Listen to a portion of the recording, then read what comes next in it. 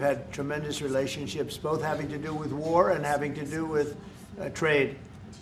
And I guess today we're talking about both. I'd like to have him stop buying any oil from Russia while Russia continues this rampage against Ukraine.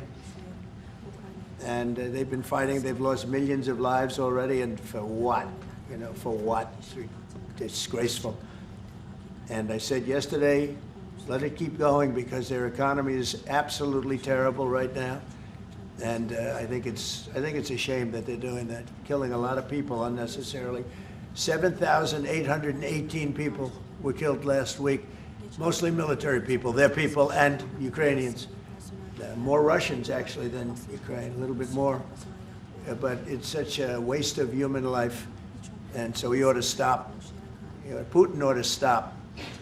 And with that, we'll get to a little bit of a discussion. We're going to make some great trade deals for both countries. We do a lot of business with Turkey. They build great products. They build beautiful, great products, really fantastic manufacturers. And we buy a lot from them, and they buy a lot from us.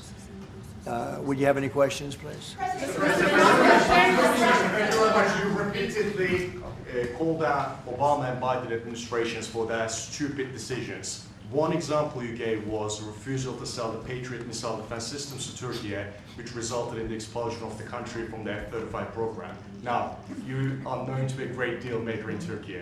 What can you do to undo the stupidity? Yes, CNN show. CNN? Well, because you sounded like a nice guy, but CNN is fake news. I mean, but you sound like the real deal to me, so I'll answer the question. We're going to be discussing the Patriot system, which is the best system. We'll discuss that. We're going to discuss the F-35. We'll be discussing all of the things that you know about and that some of that you mentioned. And I think he'll be successful with buying the things he'd like to buy. What concrete steps can you take? Well, we'll have to see. We haven't even started yet.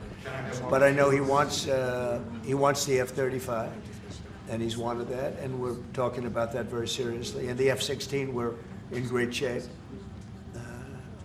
Certain other things he needed, as you know, and I'm going to see to it that we get that to him. He needs certain things, and we need certain things.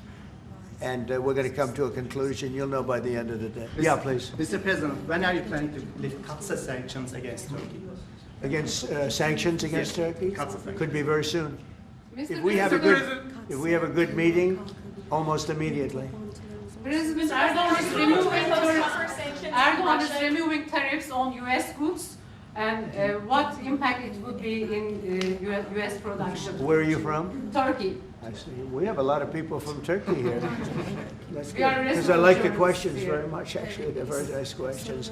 We'll see about tariffs. We're going to be talking about tariffs. We already removed them. Well, we're going to be talking about that. Mr. President, what about Gaza? Mr. President, sanctions on Russia, even if not all NATO countries stop purchasing Russian oil? We're going to be seeing about that. The NATO countries were disappointing in that regard, but they've been very amazing in other ways. They did, as you know, they went from 2% to 5% GDP, and that's a big step, and it's paid. I mean, they have the money there, and we're selling a tremendous amount of military equipment to NATO. We're selling. We're not giving like Biden did. We're selling it to NATO, and it's a lot. They're buying a lot, and I assume they're giving it to Ukraine. They could buy it for other reasons too, but I assume they're giving most of it to Ukraine. But they're buying highly sophisticated weaponry, and they're paying for it full price. And that's how we're involved. Biden gave $350 billion. Look, this war would have never started if I were president. If I were president, this war would never be happened. It would have never happened.